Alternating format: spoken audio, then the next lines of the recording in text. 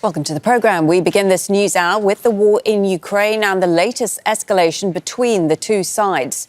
The US is temporarily closing its embassy in Kyiv out of an abundance of caution because it has received specific information of a potential significant air attack on the city on Wednesday. Multiple explosions have been heard in Kyiv, and the Ukrainian military says it's working to repel aerial assaults. Meanwhile, the US President Joe Biden has authorized the use of anti-personnel landmines in Ukraine. It is his second major policy shift on military assistance this week. Allies had held off on supplying Ukraine with landmines because of the danger they pose to civilians. The US is hoping the weapons will slow Russia's advance in the east. Let's go straight to Al Jazeera's Baig. He joins us now live from Kyiv. So, Asad, what more are we hearing about this US embassy shutdown? How significant do we think it is? Well, it's significant enough for the United States to close the embassy here in the capital, Kyiv, and tell their employees to stay at home and go to shelters when the air raid sirens go off. Now, we don't know what intelligence and what information they have, but this does come at a time when Russia has lowered the threshold of using nuclear weapons in response to Ukraine having the permission to strike deeper into Russia using these ATACMS longer-range missiles. And they've already used them inside Russia, targeting the Bryansk region, a town that's about 120 kilometers from the Ukrainian border. So this comes off the back of that tension, of that possible escalation, where Russia has been warning against the use of allowing Ukraine to use these longer-range missiles. Now, overnight, we heard air raid sirens over Kyiv, the capital, and there were sounds of explosions. We understand there were maybe just 2 drones, so nothing really that significant. But as I said, people will be bracing themselves now, especially after hearing this news about the United States Embassy here in the capital, Kyiv.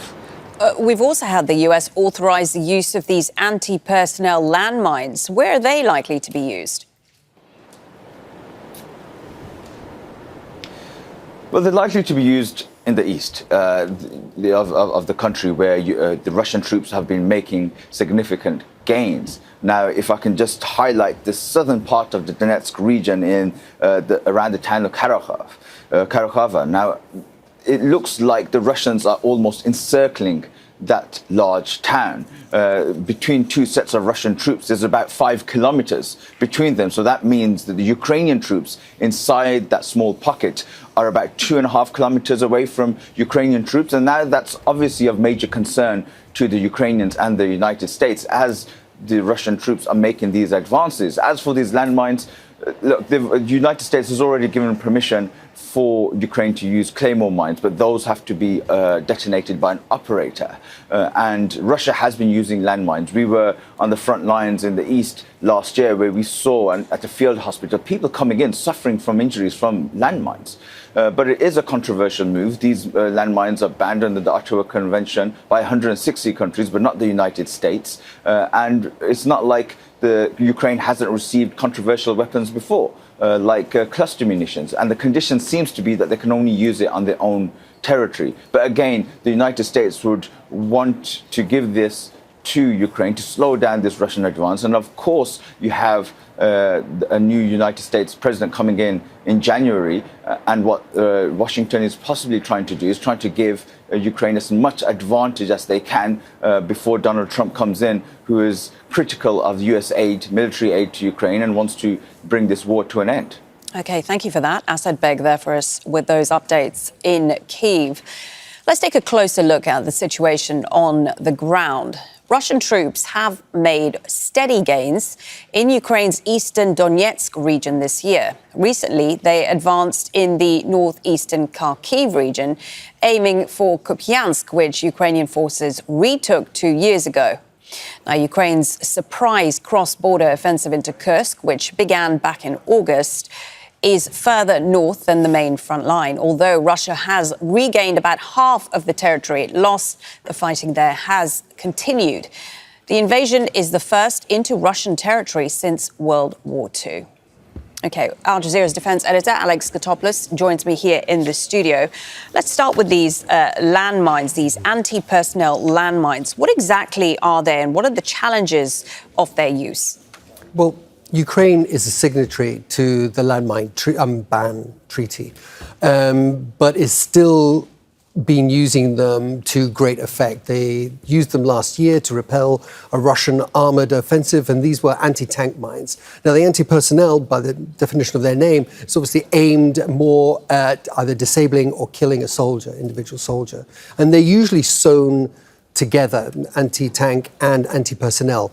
The problem and the challenge with landmines is their persistence. So long after the conflict, these things lie there dormant until someone steps on them. So it denies farmers arable land. You have a whole slew of injuries and amputations that can stress medical systems that are already overstretched. So this has always been the challenge. Now, the United States has said it is delivering landmines that are biodegradable. So there will be a point which they're no longer going to be usable. So therefore, you'll be able to reclaim the land for civilian use.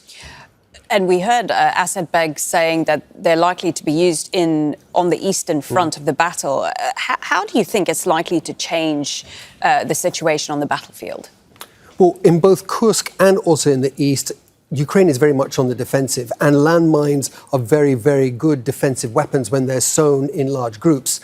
You slow down an advance dramatically because you need to bring combat engineers up to be able to disable the landmines. This is all done under heavy fire.